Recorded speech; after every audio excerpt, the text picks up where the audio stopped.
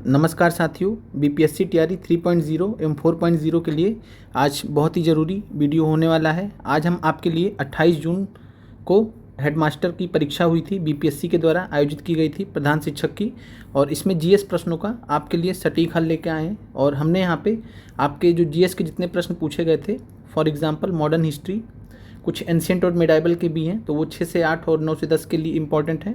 Modern history सबके लिए important है। साइंस के क्वेश्चंस हैं, पॉलिटी के क्वेश्चंस हैं, जियोग्राफी के क्वेश्चंस हैं, और कुछ क्वेश्चंस इकोनॉमिक्स के भी हैं, और कुछ सेंसस से भी हैं, जनगणना से भी प्रश्न हैं। तो आइए इन महत्वपूर्ण प्रश्नों को देखते हैं, और आप लोगों को आगे के लिए थोड़ा अलर्ट भी रहना है इसी हिसाब से। और आते हैं, पहला सवाल है मॉडर्न हिस्ट्री से, सबसे पहले कौन सी घटना हुई? तो पहला ऑप्शन है असहयोग आंदोलन। असहयोग आंदोलन कब स्टार्ट हुआ था? तो 1 अगस्त 1920 से। काकोरी ट्रेन लूट 9 अगस्त 1925 को हुआ था। जालियांवाला बाग हत्याकांड की बात करें तो 13 अप्रैल 1919 को हुआ था। स्वराज पार्टी की स्थापना, तो स्वराज पार्टी की स्थापना 1 जनवरी 1923 को हुई है। तो एक हिसाब से देखा जाए तो सबसे पहले कौन सी घटना हुई है, प्रश्न पूछा गया सबसे पहले कौन सी घटना हुई है, तो आंसर है जालियांवाला बाग हत्याकांड 13 अप्रैल 1919 को। तो यह प्रश्न आपको क्लियर हो गया होगा, और हमने इन सभी चीज़ों को डिस्कस किया है मॉडर्न हिस्ट्री की क्लासेस में। इसके अलावा प्रीवियस ईयर क्वेश्चंस में भी इनको देखा है। आगे बढ़ते हैं। 8 अप्रैल 1929 को केंद्रीय असेंबली में बम फेंकने वाले कौन थे? तो 8 अप्रैल 1929 को डेट आपको याद रखना है। केंद्रीय असेंबली में बम फेंका गया था, 2 लोग थे। तो भगत सिंह के साथ में कौन थे? तो भगत सिंह के साथ में जो है बटुकेश्वर दत्त थे। भगत सिंह के साथ में बटुकेश्वर दत्त थे, बहुत ही महत्वपूर्ण है। और यह प्रश्न जो है कई बार पूछा गया परीक्षा में। 8 अप्रैल 1929 को केंद्रीय असेंबली में बम फेंकने वाले भगत सिंह और बटुकेश्वर दत्त थे। और इनके ऊपर फिर जो है लाहौर षड्यंत्र केस चला था। चूँकि बटुकेश्वर दत्त उसमें शामिल नहीं थे, तो बटुकेश्वर दत्त को उसमें नहीं लिया गया था। तो जो इनके ऊपर कार्रवाई हुई थी भगत सिंह पर, वो लाहौर षड्यंत्र केस के तहत, जिसमें इन्होंने जो है सैंडर्स की हत्या की थी, उस पर इन पे केस चला था। तो इस प्रश्न का आंसर आपको क्लियर हो गया होगा। आगे बढ़ते हैं। अगला प्रश्न है, निम्नलिखित में से कौन सी जोड़ी सही नहीं है? तो पहला है स्वामी सहजानंद सरस्वती। स्वामी सहजानंद सरस्वती ऑल इंडिया किसान सभा, तो यह बात बिल्कुल सही है। इन्होंने जो है 11 अप्रैल 1936 को स्थापना किया था। ऑल इंडिया किसान सभा का संस्थापक रहे हैं स्वामी सहजानंद सरस्वती, लखनऊ में किया था इन्होंने। पटना उच्च न्यायालय की स्थापना, तो ये हमने आपको बिहार स्पेशल में पढ़ाया है। पटना उच्च न्यायालय की स्थापना 1916 में हुई, तो ये भी सही है। इसके अलावा बात करें शेरशाह सूरी, तो समस्तीपुर में मकबरा इनका, तो आपको बहुत अच्छे से पता है कि शेरशाह सूरी का मकबरा कहाँ पे स्थित है, तो सासाराम बिहार में स्थित है, सासाराम में स्थित है। डॉक्टर राजेंद्र प्रसाद जी संविधान सभा के अध्यक्ष, तो ये भी हमने आपको समझाया था कि जब संविधान सभा के अध्यक्ष पूछा जाएगा तो अस्थायी अध्यक्ष पूछता है, तो वहाँ पर डॉक्टर राजेंद्र प्रसाद जी, तो ये भी सही है। तो इस प्रकार आपका जो है स्वामी सहजानंद सरस्वती जी ऑल इंडिया किसान सभा से मेल इनका खाता है। पटना उच्च न्यायालय 1916 सही है। सी आपका जो है मेल नहीं खाता है, तो ये आपका आंसर हो जाएगा। यहाँ पे प्रश्न में पूछा गया था कि कौन सी जोड़ी सही नहीं है, तो जो सी यहाँ पे आंसर है, सी जोड़ी से यहाँ पे सही नहीं है। आगे बढ़ते हैं। किसके कार्यकाल में कलकत्ता, मद्रास तथा बम्बई विश्वविद्यालय स्थापित किए गए थे? तो किसके कार्यकाल में कलकत्ता, मद्रास तथा बम्बई विश्वविद्यालय स्थापित किए थे? तो यह हुआ था 1857 में। और यहाँ पे उस समय जो है 1856 से लेकर 62 तक, 1856 से 1858, फिर 1858 से 62 तक लॉर्ड कैनिंग गवर्नर जनरल थे और वायसराय थे 1858 के बाद। तो जो है किसके समय में स्थापित होगा? लॉर्ड कैनिंग के समय में। तो ये भी आपको क्लियर है प्रश्न। तो कलकत्ता, मद्रास और बम्बई विश्वविद्यालय। आगे बढ़ते हैं। मंगल पांडे ने मार्च 1857 में कहाँ विद्रोह किया था? तो मंगल पांडे ने मार्च 1857 में 29 मार्च, एग्जैक्ट डेट भी आपको याद रखना है, तो 29 मार्च 1857 को बैरकपुर में विद्रोह किया था। अंग्रेजी अधिकारी थे, उन पर गोली चला दी थी, हत्या कर दी थी। आगे बढ़ते हैं। निम्नलिखित में से कौन सी जोड़ी सही नहीं है? निम्नलिखित में से कौन सी जोड़ी सही नहीं है? अनहैप्पी इंडिया, लाला लाजपत राय, तो यह हमने बुक्स में पढ़ा है कि अनहैप्पी इंडिया जो है लाला लाजपत राय जी की पुस्तक है। डिस्कवरी ऑफ इंडिया, ये भी हमने पढ़ा है, जवाहरलाल नेहरू जी की है। इंडिया विंस फ्रीडम, ये भी हमने पढ़ा है, मौलाना अबुल कलाम आज़ाद जी की है। और हिंद स्वराज आपको बहुत अच्छे से पता है कि महात्मा गांधी जी की पुस्तक है, तो ये आपका मेल नहीं है। तो यहाँ पे महात्मा गांधी होना चाहिए था, महात्मा गांधी होना चाहिए था। तो हिंद स्वराज महात्मा गांधी जी की पुस्तक है। और कब लिखी थी इन्होंने? तो 1909 में लिखी थी। आगे बढ़ते हैं। तो ये प्रश्न आपको क्लियर हो गया कौन सी जोड़ी सही नहीं है। अनहैप्पी इंडिया लाला लाजपत राय जी सही है। Discovery of India Jawaharlal Nehru सही है। फिर India wins freedom Maulana Abul Kalam Azad ये भी सही है। हिंद स्वराज बाल गंगाधर तिलक ये गलत है, ये महात्मा गांधी जी के द्वारा लिखी गई पुस्तक है, तो यह जोड़ी सही नहीं है। 63 का आंसर डी हो जाएगा। आगे बढ़ते हैं। सत्यार्थ प्रकाश के लेखक हैं, तो सत्यार्थ प्रकाश के लेखक दयानंद सरस्वती जी हैं, ध्यान रखिएगा दयानंद सरस्वती जी हैं। और दयानंद सरस्वती जी ने 1875 में सत्यार्थ प्रकाश की रचना की थी, तो ध्यान रखिएगा। और साथ में आपको पता है कि दयानंद सरस्वती जी किससे संबंधित है, तो आर्य समाज की स्थापना से, आर्य समाज की स्थापना इन्होंने की थी दयानंद सरस्वती जी ने। वेदों की ओर लौटो का नारा दिया था, वेदों की ओर लौटो। और साथ में जो भारत भारतीयों का है, इंडिया इंडियंस का है, तो भारत भारतीयों का है, तो ये भी नारा इन्होंने दिया था, भारतीयों का है। और ये भी प्रश्न आपसे टीआरई में पूछा गया है। आगे बढ़ते हैं। बंगाल में भूमि राजस्व का अस्थायी बंदोबस्त किसके द्वारा लागू किया गया था, तो बंगाल में भूमि राजस्व का अस्थायी बंदोबस्त 1893 में लागू किया गया था। और उस समय गवर्नर जनरल थे लॉर्ड कॉर्नवालिस, तो लॉर्ड कॉर्नवालिस के द्वारा ये लागू किया गया था, लॉर्ड कॉर्न। और इसका जो प्लान बनाया था सर जॉन जो है शोर करके थे, जॉन शोर करके, तो सर जॉन शोर ने इसका प्लान बनाया था, जो कॉर्नवालिस के जाने के बाद जो है कुछ टाइम के लिए जो है वायसराय कुछ टाइम के लिए गवर्नर जनरल बने थे।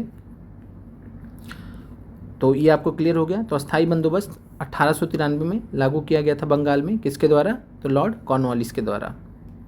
आगे बढ़ते हैं। और इसमें जो है एक जो है जमींदार वर्ग को स्थापित किया गया अंग्रेजों द्वारा। जमींदार वर्ग से ये राजस्व वसूलते थे और जमींदार वर्ग जो है खेती कराते थे किसानों को।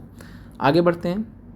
1922 में चित्तरंजन दास जी की अध्यक्षता में भारतीय राष्ट्रीय कांग्रेस का अधिवेशन कहाँ हुआ था, तो यह प्रश्न जो है हमेशा आता है बीपीएससी में, तो आपको बहुत अच्छे से पता है कि 1922 में गया में हुआ था। चित्तरंजन दास जी जो है इसके अध्यक्ष थे गया अधिवेशन के, कांग्रेस के।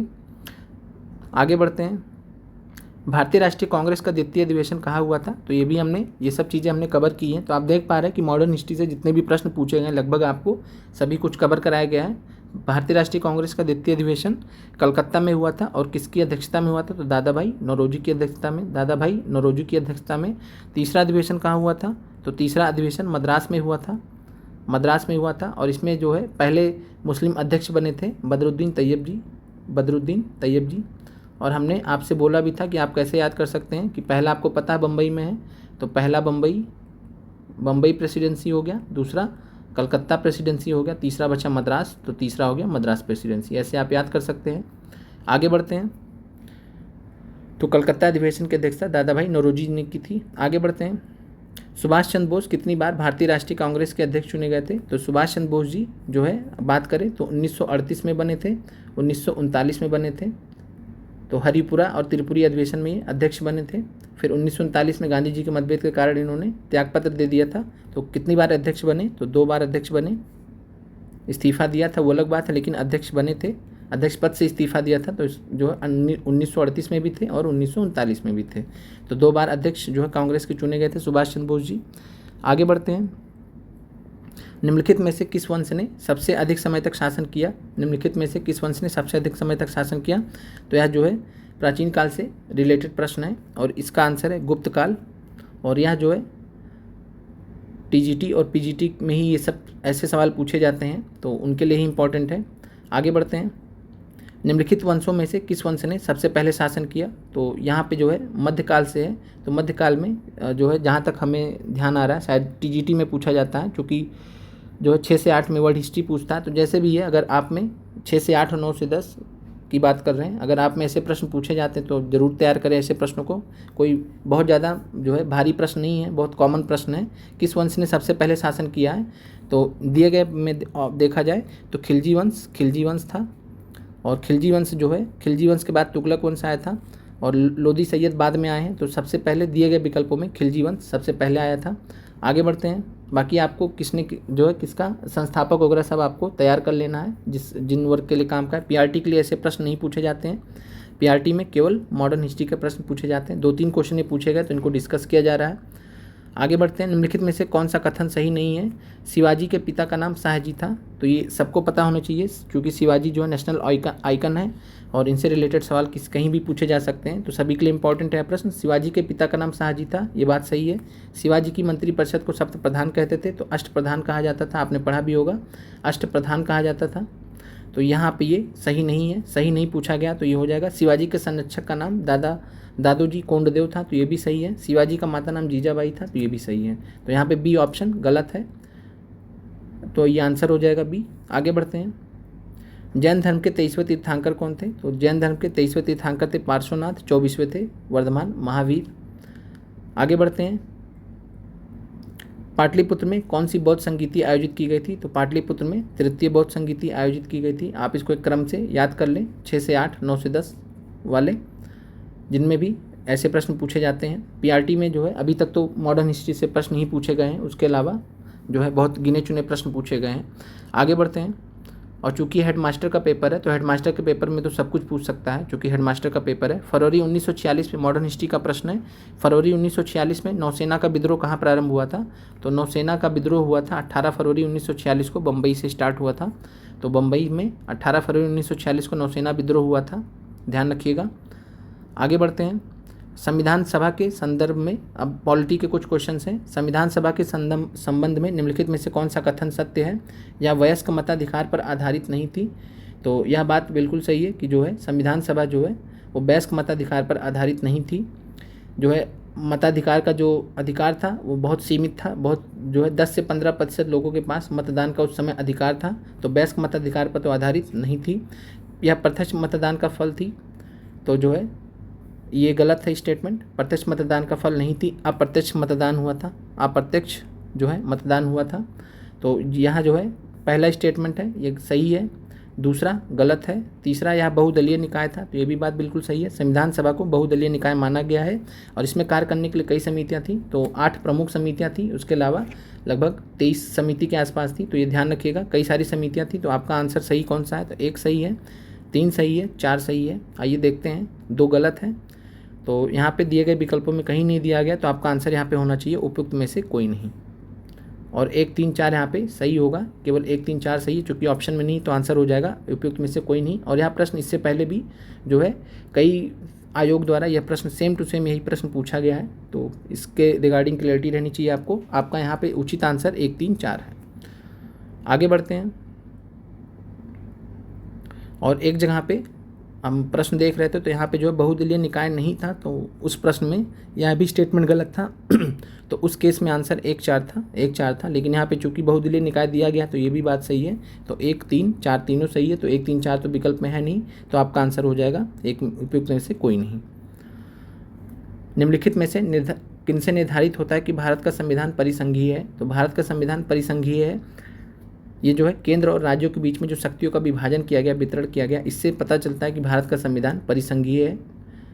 तो ये ध्यान रखिएगा, अवशिष्ट शक्तियों का केंद्र में निहित होना, ये जो है यूनिटरी पावर्स को दिखाता है, जो केंद्र में जो है केंद्रीय प्रवृत्ति को दिखाता है। तो बाकी जो यहाँ पे जो बेस्ट आंसर होगा, भारत का संविधान परिसंघीय है। और ये भी प्रश्न कई बार पूछा गया परीक्षाओं में, तो केंद्र और राज्यों के बीच शक्तियों का वितरण आंसर माना गया है, तो उचित आंसर आपका यही है।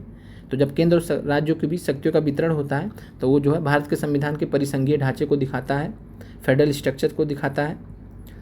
फिर है, निम्नलिखित में से कौन पहले किसी राज्य का मुख्यमंत्री बने बिना भारत के प्रधानमंत्री बने थे?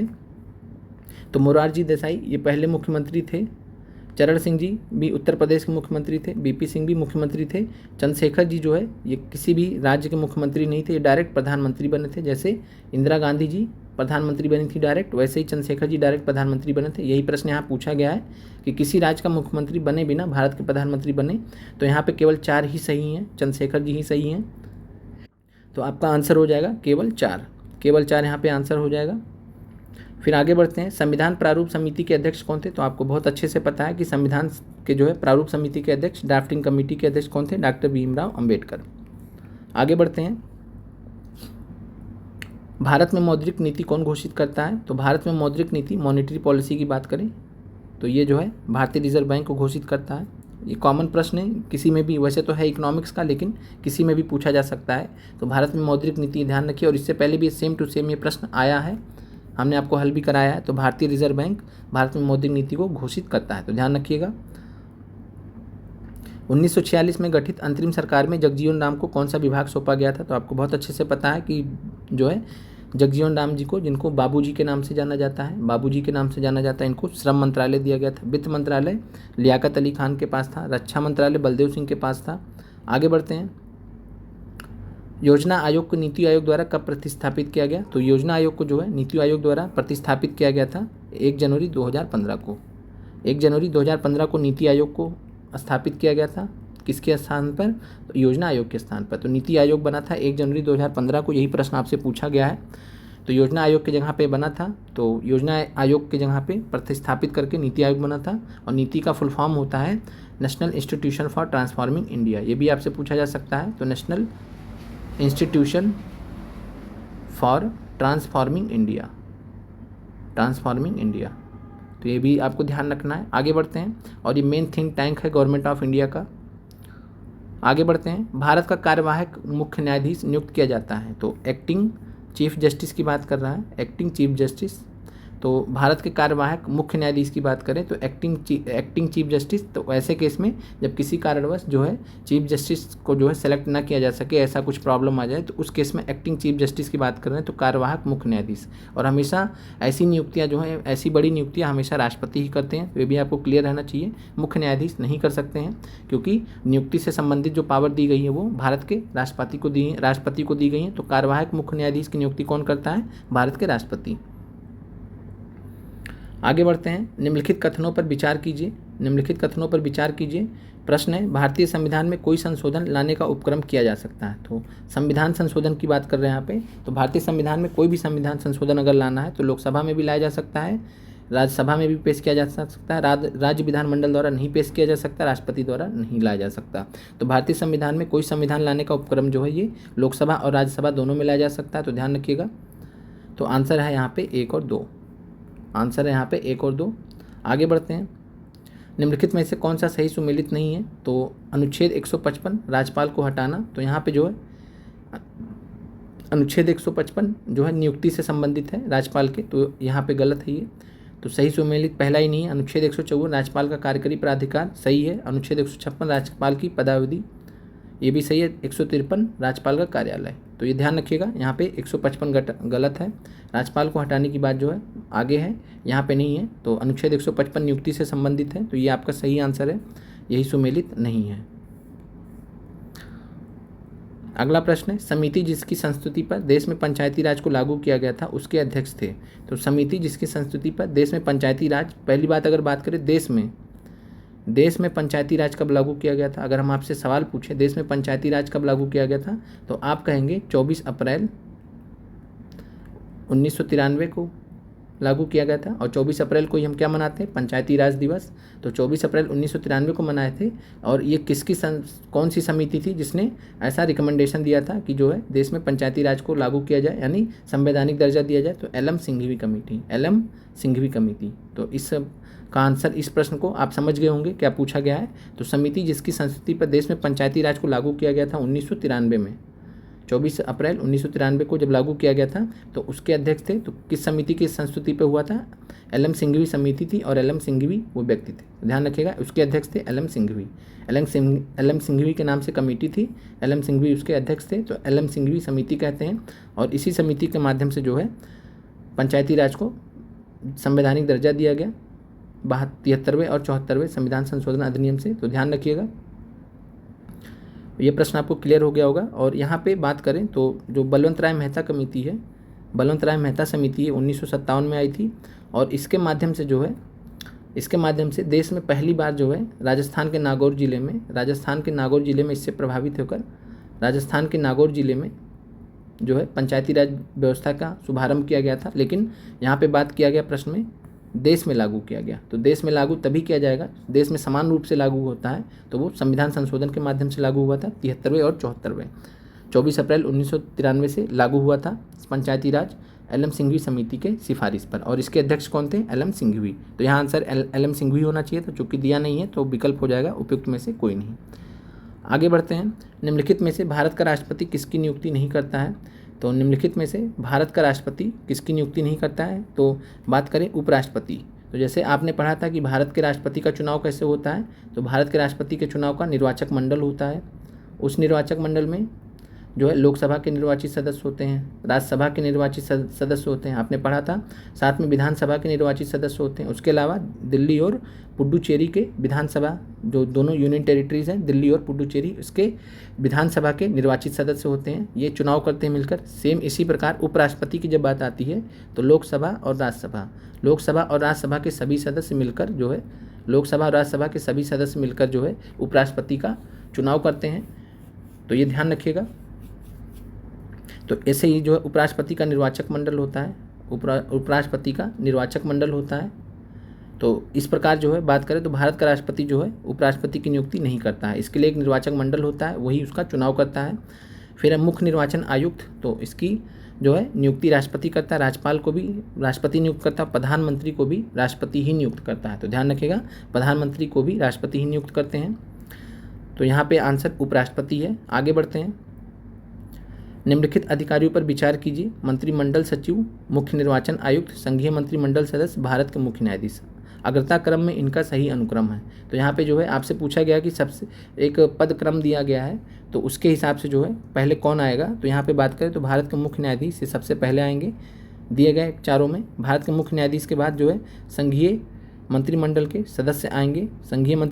सदस्य आएंगे, उसके बाद फिर जो है मुख्य निर्वाचन आयुक्त आते हैं और लास्ट में जो है मंत्रिमंडल सचिव आते हैं। तो यहाँ पे आंसर 4 3 2 1 है। एक बार इस चीज़ को हम लोग समझ लेते हैं।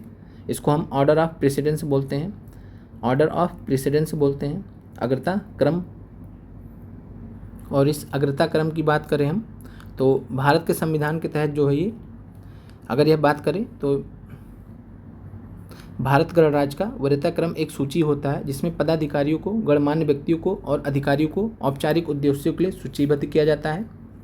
और साथ में यह क्रम भारत के राष्ट्रपति द्वारा राष्ट्रपति सचिवालय के माध्यम से स्थापित किया जाता है और गृह मंत्रालय द्वारा बनाए रखा जाता है, या भारत सरकार के दिन प्रतिदिन कामकाज के लिए लागू नहीं होता है। तो ध्यान रखिएगा, एक वरीयता क्रम बनाया गया है और इसमें हम बात करें तो सबसे ऊपर राष्ट्रपति होते हैं, फिर उपराष्ट्रपति, फिर प्रधानमंत्री।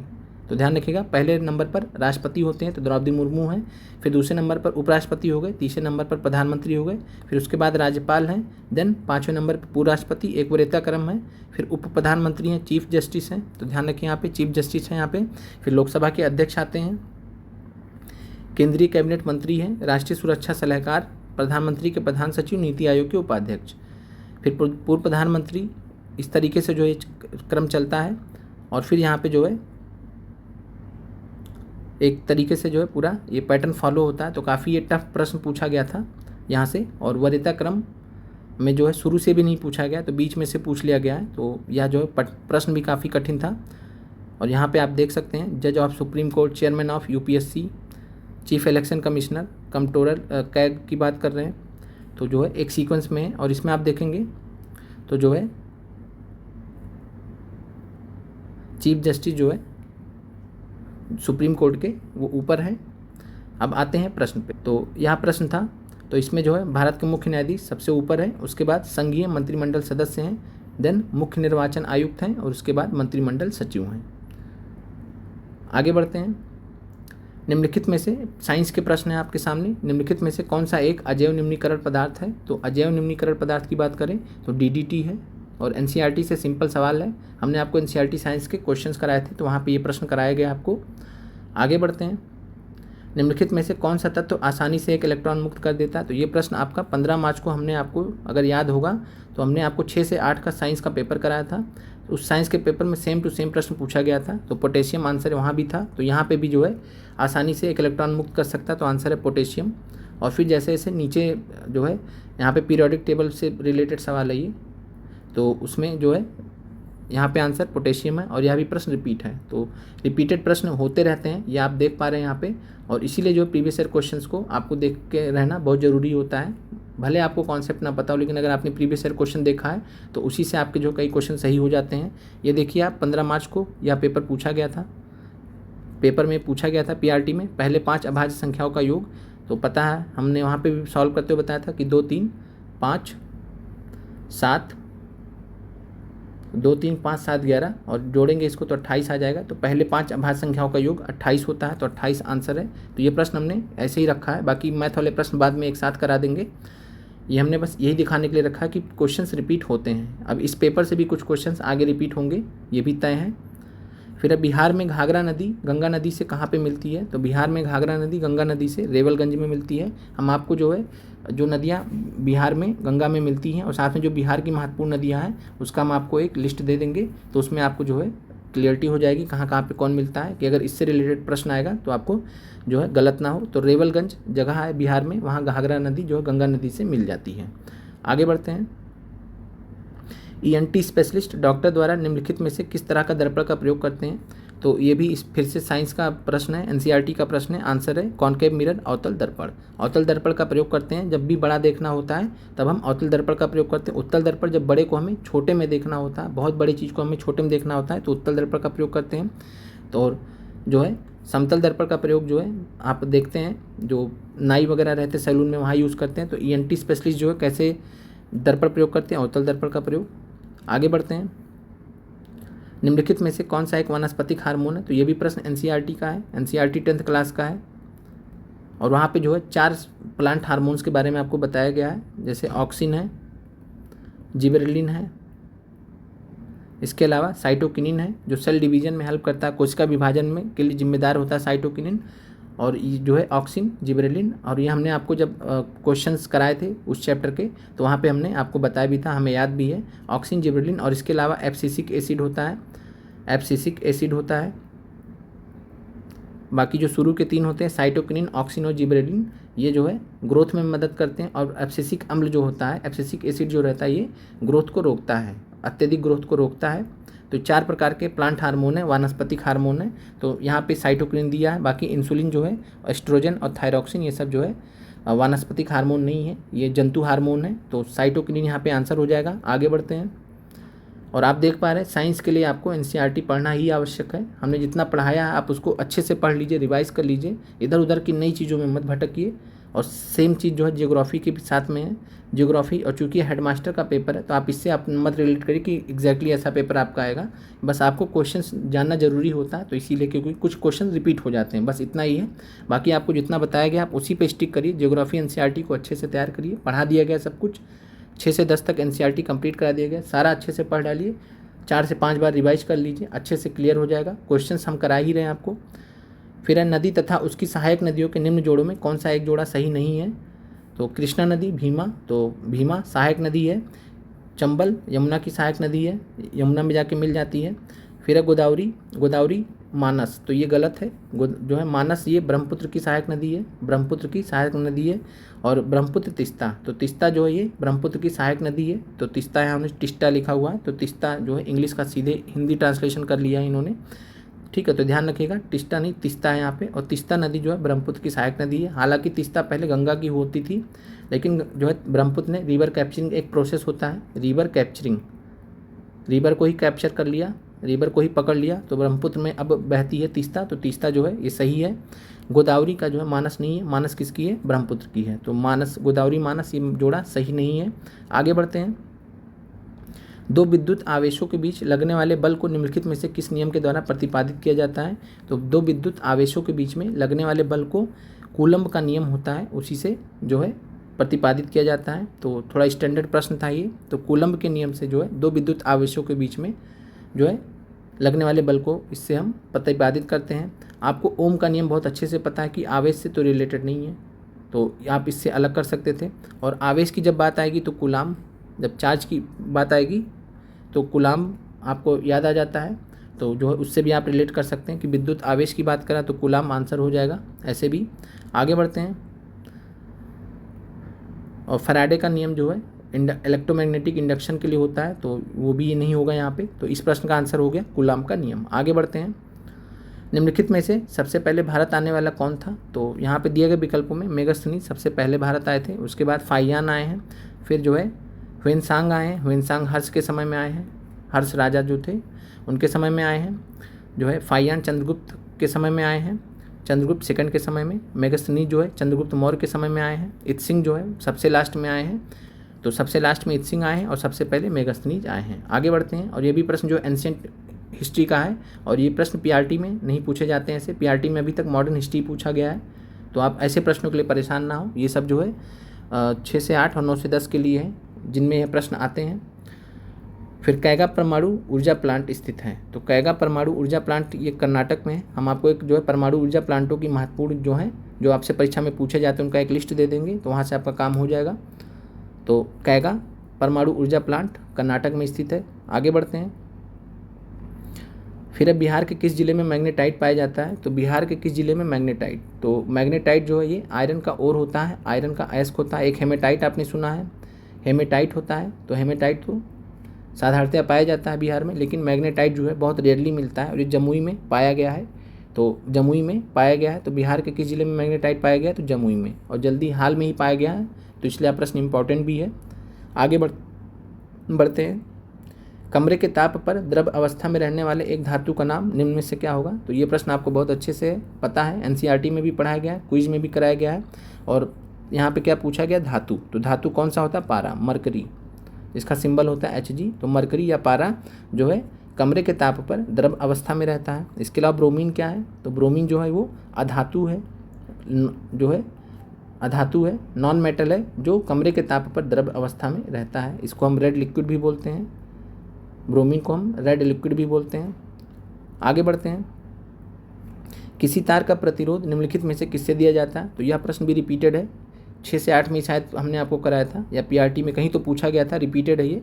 और ओम ला का जो नियम होता है उसी के हिसाब से जो है आर जो है बराबर B/I या B बराबर IR होता है, तो उसी को हम R बराबर B/I भी लिख सकते हैं, सिंपल था, फार्मूला आपको पता भी है। तो किसी तार का प्रतिरोध रेजिस्टेंस को हम B/I लिखते हैं।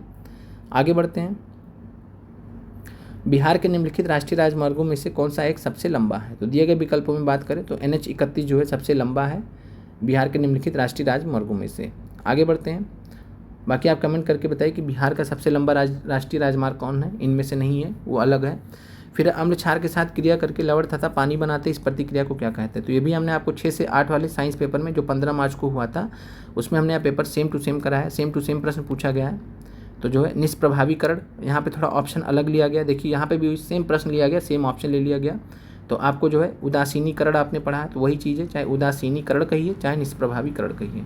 आप इंग्लिश में जब चेक करेंगे तो न्यूट्रलाइजेशन ही लिखा रहता है, तो ऐसा कभी कन्फ्यूजन हो तो इंग्लिश एक बार चेक कर लीजिए। तो न्यूट्रलाइजेशन रिएक्शन जिसको हम उदासीनीकरण पढ़ते हैं एनसीईआरटी में, लेकिन यहाँ निष्प्रभावीकरण प्रयोग कर रहा है आयोग, तो आप इस सावधान रहिएगा। तो जो है अम्ल क्षार के साथ में क्रिया करके लवण तथा पानी बनाते हैं, इस प्रतिक्रिया को हम क्या बोलते हैं, निष्प्रभावीकरण। क्विज में भी यह प्रश्न आपको दिया गया था। तो आप यहाँ पे देख पा रहे हैं कि साइंस के लिए आपको जो है पूरी तरीके से एनसीईआरटी पर स्टिक करना होगा, इधर उधर नहीं भागना होगा। आगे बढ़ते हैं। अध्यक्ष सदन के किसी भी सदस्य को बोलने से रोक सकता है और अन्य किसी सदस्य को बोलने दे सकता है, यह घटना कहलाती है। तो लोकसभा या राज्यसभा में अध्यक्ष जो होते हैं वो सदन के किसी भी सदस्य को बोलने से रोक सकते हैं और किसी अन्य सदस्य को बोलने दे सकते हैं।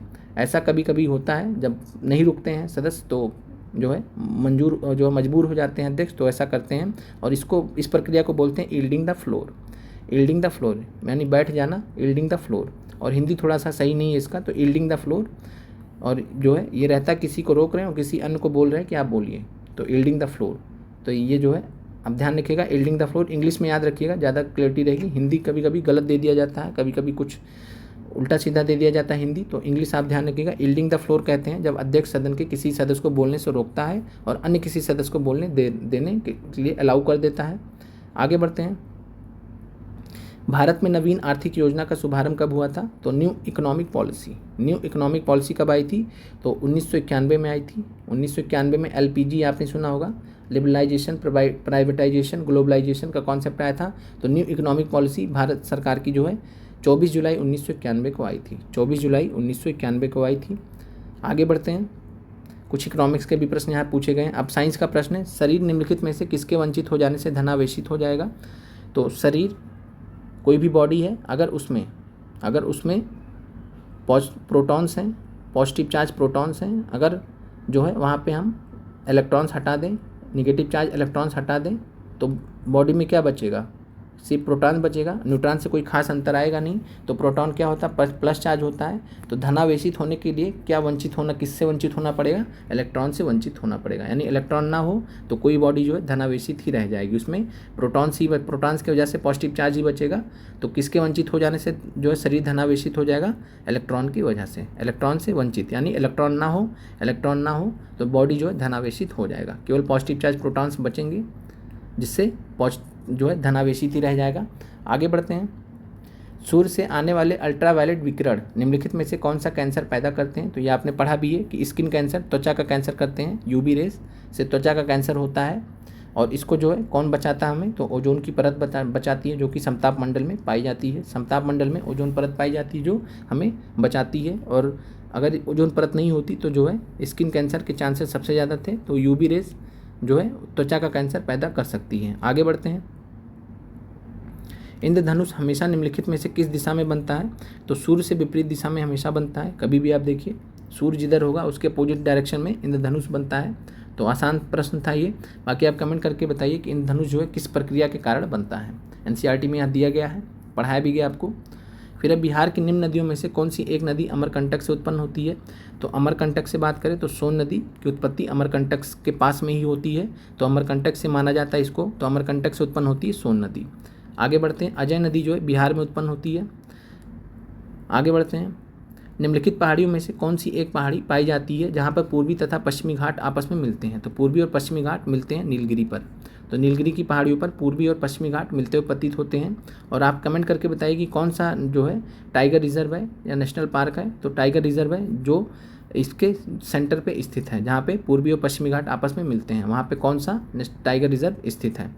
तो नीलगिरी पहाड़ियों पर जो है, नीलगिरी पहाड़ियाँ जहाँ पे हैं वो पूर्वी और पश्चिमी घाट आपस में आके मिलते हैं। आगे बढ़ते हैं।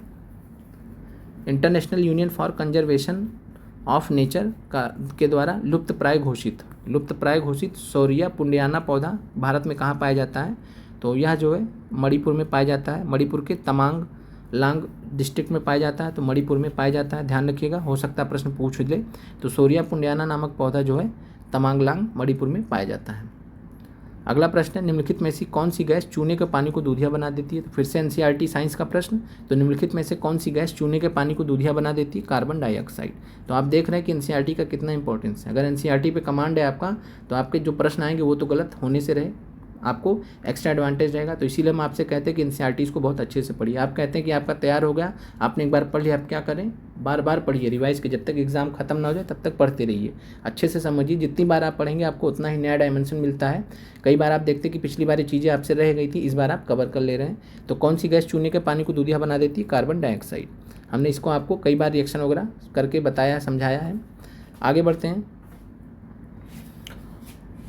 शरीर के अंदर भोजन का ब्रेकडाउन करने वाले उत्प्रेरक का नाम बताइए। तो ये भी प्रश्न जो है टीआरई में ऑलरेडी पूछा जा चुका है। तो जो डाइजेस्टिव एंजाइम्स होते हैं उन्हीं का काम होता है भोजन को ब्रेकडाउन करने का। आगे बढ़ते हैं। भारत में 2001 से 2011 में दशकीय जनसंख्या वृद्धि दर थी। तो भारत में 2001 से 2011 के बीच में दशकीय महिला जनसंख्या वृद्धि दर पूछा जा रहा है। तो महिला की बात करें तो 17.1 था, 17.1 पुरुष का था और महिला का था 18.3। तो महिला का कितना था 18.3। और यहाँ पे चूंकि विकल्प आपका नहीं दिया गया है, विकल्प आपका किसी में भी नहीं दिया गया, यहाँ 18.12 है तो नहीं मान सकते हैं क्योंकि 18.3 है। और इस ऐसे प्रश्नों में आप कभी भी राउंड फिगर मत करिए कि अगर आपने 18.3 पढ़ा था तो उसके पास में था तो ये लगा दिया, तब भी आपका गलत माना जाएगा, ये भी गलत माना जाएगा। तो हमेशा ध्यान रखिए ऐसे प्रश्नों में डेसिमल तक का जो वैल्यू रहता है वही माना जाए। अगर 18.3 है तो 18.3 ही आंसर होगा, चेंज नहीं होगा। तो इस चीज़ को आप ध्यान रखिएगा। दशकीय महिला जनसंख्या वृद्धि दर कितनी रही, तो वो रही महिला की 18.3, पुरुष की 17.1। और ओवरऑल भी आपसे पूछा गया कई बार परीक्षाओं में तो 17.7। तो भारत की अगर पूछेगा प्रश्न, भारत की दशकीय जनसंख्या वृद्धि दर 2001 से 2011 के बीच में कितनी थी भारत की, यानी ओवरऑल पुरुष महिला का मिला के पूछ रहा तो 17.7। आगे बढ़ते हैं। और इस प्रश्न का आंसर हो जाएगा उपयुक्त में से कोई नहीं, क्योंकि 18.3 महिला का जो कि विकल्प में नहीं दिया गया, 17.1 पुरुष का, ये ध्यान रखिएगा, अगली बार हो सकता है इनका पूछ लें। और टोटल भी ध्यान रखिएगा कुल कितना है 17.7। बिहार के निम्न जिलों में से जनगणना 2011 के अनुसार सबसे कम लिंगानुपात रखने वाला जिला कौन सा है। तो ये हमने आपको शॉर्ट्स में कराया हुआ है, जो आपको हमने पढ़ाया था कि बिहार से रिलेटेड, तो शॉर्ट्स आप ज़रूर देख लें, हमने कई बार आपको बोला है, लेकिन कई सारे लोग हैं जो देखते नहीं हैं लापरवाही में। तो वहाँ पे हमने जो है जनगणना के बारे में आपको बताया है। तो जनगणना के बारे में इस बार सवाल पूछे जाएंगे, सभी से पूछे जाएंगे, पीआरटी से भी पूछे जाएंगे, 6 से 8 में पूछे, सबसे पूछे जाएंगे, क्योंकि इस बार आयोग का मूड देखते हुए बन रहा है कि वो जनगणना की तरफ अब वापस आ रहे हैं। तो जनगणना से रिलेटेड आपसे सवाल देखने को मिलेंगे, तो अलर्ट रहिए। तो बिहार के किस जिलों में जनगणना 2011 के अनुसार सबसे कम लिंगानुपात है? तो आंसर हो जाएगा मुंगेर। और आपको बताया गया है तो कमेंट करके आप बताइए कि सबसे ज़्यादा लिंगानुपात वाला जिला कौन सा है। सबसे कम तो मुंगेर है आंसर में, सबसे ज़्यादा लिंगानुपात वाला जिला कौन सा है। आगे बढ़ते हैं। जल जीवन मिशन स्कीम किस वित्तीय वर्ष के बजट में घोषित की गई थी? तो यह 2019-20 के वित्तीय वर्ष के बजट में घोषित की गई थी। याद रखिएगा, दोबारा भी पूछा जा सकता है। और जल जीवन मिशन जो है ये एनसीईआरटी में भी दिया गया है, तो ये आप ध्यान रखिएगा। बाकी वहाँ ये नहीं दिया गया था कि कब इसको लागू किया गया था, इसलिए प्रश्न वहाँ से इनडायरेक्टली पूछ लिया गया है। आगे बढ़ते हैं। भारत में ग्रामीण विकास के लिए एपीजे अब्दुल कलाम द्वारा प्रस्तावित व्यूह रचना पूरा प्रारंभ की गई थी। तो पूरा जो है ये 2003 में एक योजना है, इसका फुल फॉर्म में आप देख लीजिएगा गूगल करके, अभी हमें ध्यान नहीं आ रहा। तो पूरा जो है 2003 में प्रारंभ की गई थी, और ये जो है किसके द्वारा कॉन्सेप्ट दिया गया था पूरा का? तो अब एपीजे अब्दुल कलाम जी के द्वारा, तो ध्यान रखिएगा। और 2003 में ये आई थी। तो पूरा प्रोग्राम को आप ध्यान रखिएगा, पूरा 2003 में आई थी, और इसको जो है पूरा का कॉन्सेप्ट किसने दिया था? तो एपीजे अब्दुल कलाम ने। जनगणना 2011 के अनुसार बिहार में महिला साक्षरता दर कितनी है? तो ये भी हमने आपको जो है बिहार जनगणना वाले शॉर्ट्स में बताया है, एक ही शॉर्ट में सारे इंपॉर्टेंट डाटा दिए थे हमने। वहाँ हमने आपको बहुत अच्छे से बताया था कि 51.5 है बिहार में महिला साक्षरता दर। तो आंसर आपका फिर से हो जाएगा उपयुक्त में से कोई नहीं, उपयुक्त में से कोई नहीं आंसर हो जाएगा। आगे बढ़ते हैं। 2 न्यूरॉन्स के बीच के गैप को क्या कहते हैं? तो ये भी सिंपल प्रश्न एनसीईआरटी से पूछा गया है, एनसीईआरटी 10th क्लास से आपसे पूछा गया है। तो दो न्यूरॉन्स के बीच के गैप को क्या कहते हैं? सिनेप्स कहते हैं। तो ध्यान रखिएगा, सिनेप्स कहते हैं 2 न्यूरॉन के बीच के गैप को, सिनेप्स कहते हैं। यहाँ सिनाप्स से लिखा है तो एक ही बात है, इंग्लिश में देखेंगे तो वहाँ आपको सिनेप्स लिखा होगा इस तरीके से। आगे बढ़ते हैं। ऊष्मा निष्कासित करने वाली प्रतिक्रिया को क्या कहते हैं? तो फिर से प्रश्न जो है एनसीईआरटी 10th क्लास के एनसीईआरटी से पूछा गया, चैप्टर नंबर 1 केमिकल रिएक्शन है। तो वहाँ पे एक्सोथर्मिक और इंडोथर्मिक रिएक्शंस के बारे में बताया गया है। तो ऐसे प्रतिक्रिया, ऐसी रासायनिक अभिक्रिया जिसमें ऊष्मा निष्कासित होती हो उसको हम ऊष्माक्षेपी बोलते हैं, एक्सोथर्मिक रिएक्शंस बोलते हैं। तो ध्यान रखिएगा, जैसे चूने में कैल्शियम ऑक्साइड में जब हम जल मिलाते हैं तो ये एक्सोथर्मिक रिएक्शन ऊष्मा निष्कासित करने वाली प्रतिक्रिया को दर्शाता है, बहुत तेज़ी से गर्म भी हो जाता है। एक्सोथर्मिक रिएक्शन का उदाहरण होता है, ऊष्माक्षेपी का उदाहरण होता है।